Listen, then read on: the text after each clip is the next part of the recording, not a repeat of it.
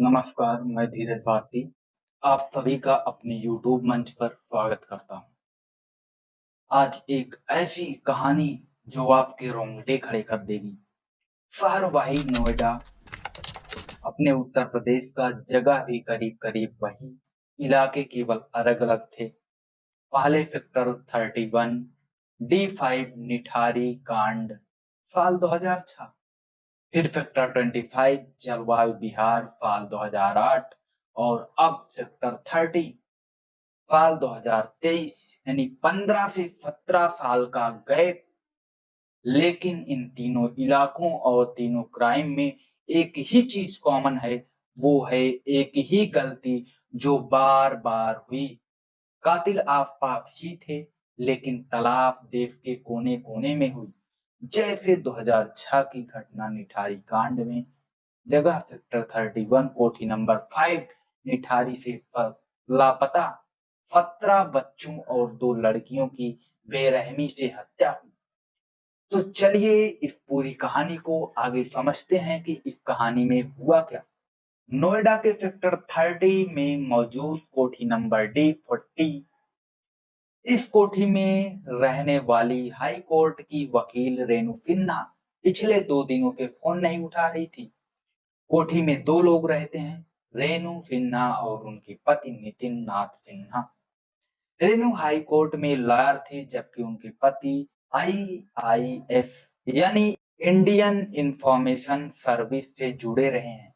रेणु की अपने पति के साथ अनबन भी रहती थी, जिसकी खबर उनके घर वालों को थी। ऐसे में जब रेणु ने अचानक ही फोन उठाना बंद कर दिया तो वो बेचैन हो गए। वो 2 दिनों से लगातार रेणु को कॉल कर रहे थे, लेकिन फोन रिसीव नहीं हो रहा था। यानी फोन ऑन तो था, लेकिन कॉल उठ नहीं रहा था। इन हालात में रेणु के भाई ने आखिरकार पुलिस को अपनी बहन के गुमशुदगी की खबर दी। साथ ही उन्होंने अपने बहनोई पर शक भी जताया। रविवार 10 सितंबर 2023 की दोपहर में ही रेणु के घर वालों ने उनके ना मिलने की खबर नोएडा पुलिस को दे दी थी। दोपहर को ही ये पता चल गया था कि रेणु और उनके पति के मोबाइल फोन की लोकेशन उनकी कोठी के आसपास है। लेकिन ना तो पुलिस ने तब कोठी की तलाशी ली और ना ही कोठी और आसपास के सीसीटीवी फुटेज की जांच की। इस बीच घर वाले लगातार पुलिस से जांच में तेजी लाने की गुहार लगाते रहे। शाम करीब 7 बजे पहली बार पुलिस मौके पर पहुंची। तब कोठी में दोनों तरफ से ताला लगा था। रेणु का परिवार ताला तोड़ने की फरियाद कर रहा था, पर पुलिस टाल मटोल कर रही थी। आखिरकार पुलिस ताला तोड़ने पर राजी हुई, लेकिन दिक्कत ये थी कि पुलिस के पास ताला तोड़ने का कोई सामान तक नहीं था। आखिरकार घर वालों ने ही ताला तोड़ने का सामान इकट्ठा किया। ऐसा तब है जब मौके पर इलाके के एसएचओ, एसीपी और डीसीपी जैसे बड़े अधिकारी मौजूद थे। आखिरकार करीब 2 घंटे की हीरा हवाली के बाद कोठी का ताला तोड़ा गया। आज से ठीक 15 साल पहले सेक्टर 30 से महज 4 से 5 मिनट की दूरी पर ही जलवायु बिहार में आरुषि मर्डर केस में भी ऐसी ही गलती हुई थी। आरुष मर्डर में जिस शख्स पर कातिल हेमराज की तलाश हो रही थी, उसकी लाश छत पर ही थी और छत पर ताला लगा था। लेकिन उस ताले की चाबी नहीं मिली तो उसे तोड़ा भी नहीं गया। 15 साल बाद हुई इस घटना में तो घर वालों ने जिद की तो पुलिस 2 घंटे बाद कम से कम ताला तोड़ने पर राजी हो गई। जब ताला तोड़ा गया तो इसके बाद सामने जो मंजर था वो डरावना था। कोठी में दाखिल होने पर रेणु की लाश भी मिल गई, लेकिन तब भी पुलिस ने ठीक से कोठी की तलाशी नहीं ली। जबकि उस वक्त भी अंदर बाथरूम में रेणु की लाश पड़ी थी। 61 साल की रेणु के सिर और कान से खून बह रहा था। जिस्म के दूसरे हिस्से में भी चोट के कई निशान थे। अब पुलिस ने पूरी कोठी की तलाशी लेने की शुरुआत की। घर का सारा सामान इंटैक्ट था, यानी कोई लूटपाट या डकैती जैसी बात नहीं थी। लेकिन हैरानी भरे तरीके से रेनू का पति नितिन फरार था। तब पुलिस ने कोठी की तलाशी तो ली, लेकिन नितिन का कुछ पता नहीं चला।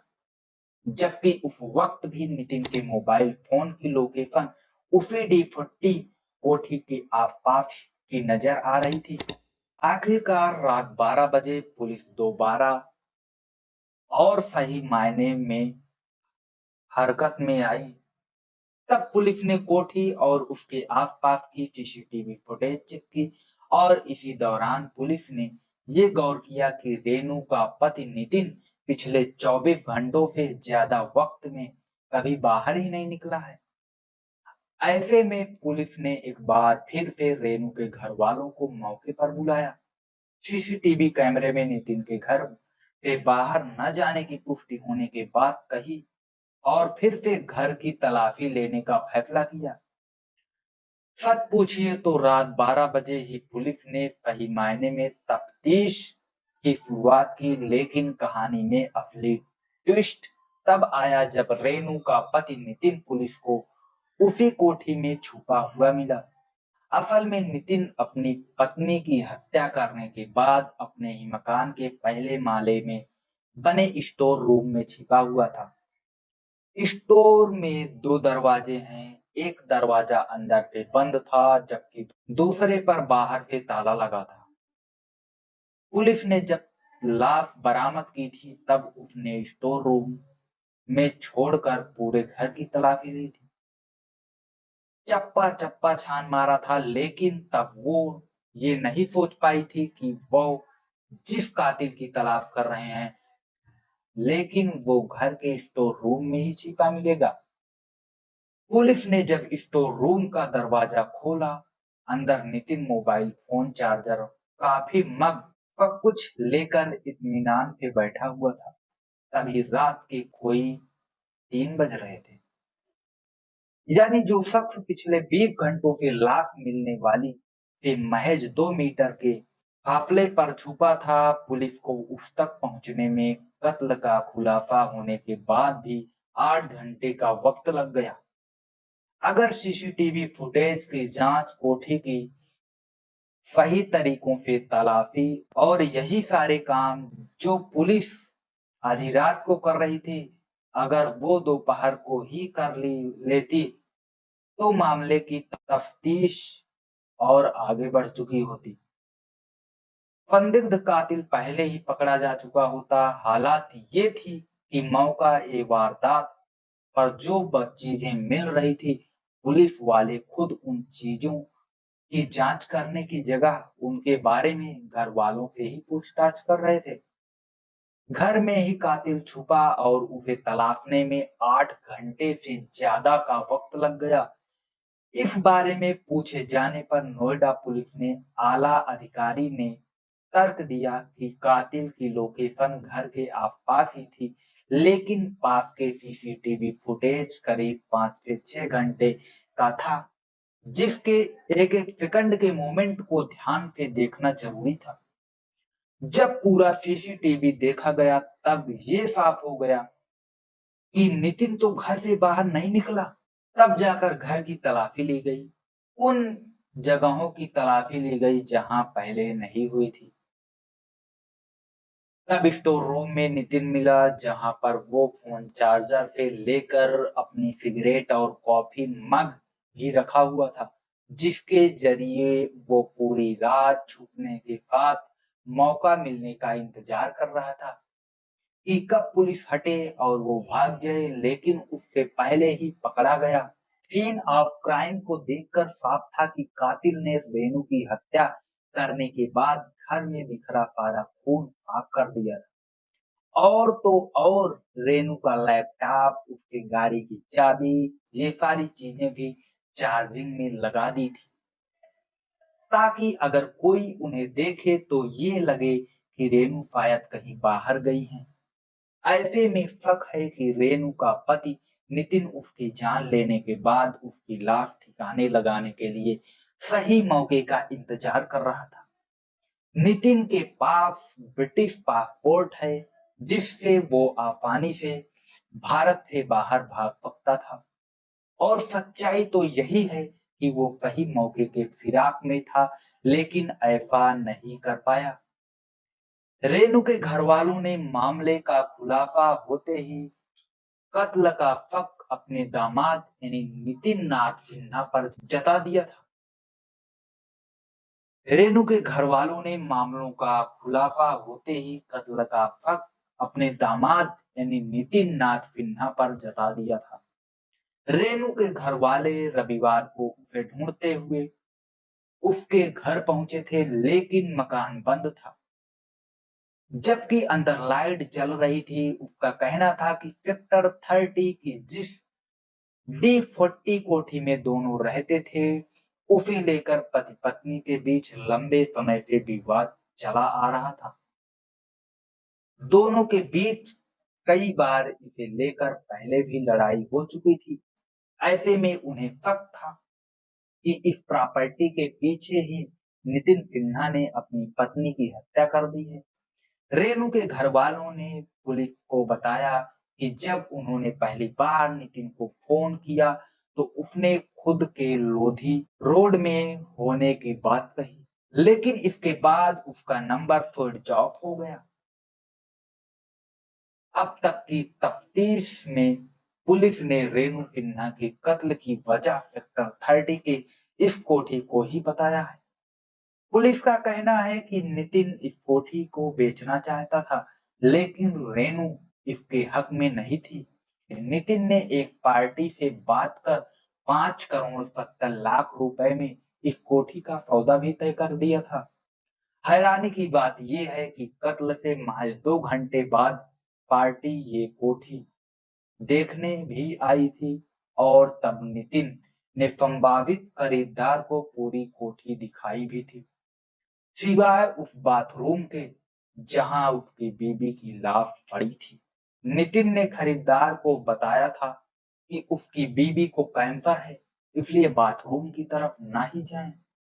तो ठीक है, क्योंकि इससे इन्फेक्शन का खतरा रहता है। पुलिस ने जिस तरह से नितिन को कोठी के अंदर से गिरफ्तार किया, उससे लगता है कि वो मामले के थोड़ा शांत हो जाने के बाद लाश ठिकाने लगाकर और कोठी का सौदा पूरा कर चुपचाप पैसा लेकर विदेश भागने की तैयारी में था।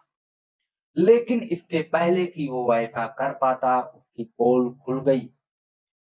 पुलिस सूत्रों ने कत्ल की शुरुआती वजह पति पत्नी के बीच की लड़ाई को बताया है।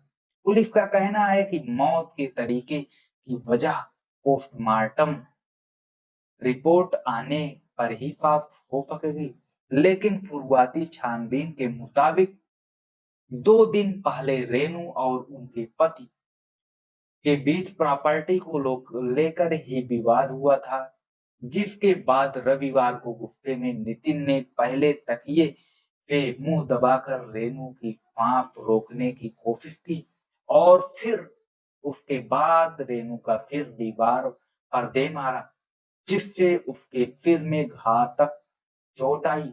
नितिन इसके बाद रेणु को घसीटकर बाथरूम तक ले गया, जहां वो तड़पती रही। उसके सिर में खून बहता रहा और आखिरकार उसकी जान चली गई। पुलिस ने जब मौके का मुआयना किया तो बाथरूम के पास ही सिगरेट की राख भी पड़ी थी। नितिन को सिगरेट पीने का बहुत ज्यादा लत है। ऐसे में पुलिस को शक है कि अपनी बीबी की जान लेने के बाद नितिन ने पहले उसकी लाश के पास बैठकर सिगरेट भी पी, और फिर बचने के लिए उसने खुद को स्टोर रूम में बंद कर लिया। पुलिस सूत्रों की माने तो जब कत्ल के करीब 18 घंटे बाद पुलिस ने उसे स्टोर रूम से ढूंढ निकाला, तब भी वो पुलिस से सिगरेट मांग रहा था। अब तक की तफ्तीश में पुलिस ने रेणु सिन्हा के कत्ल की वजह सेक्टर 30 के इस कोठी को ही बताया है। पुलिस का कहना है कि नितिन इस कोठी को बेचना चाहता था, जबकि रेणु इसके हक में नहीं थी। नितिन ने एक पार्टी से बात कर 5 करोड़ 70 लाख रुपए में इस कोठी का सौदा भी तय कर दिया था।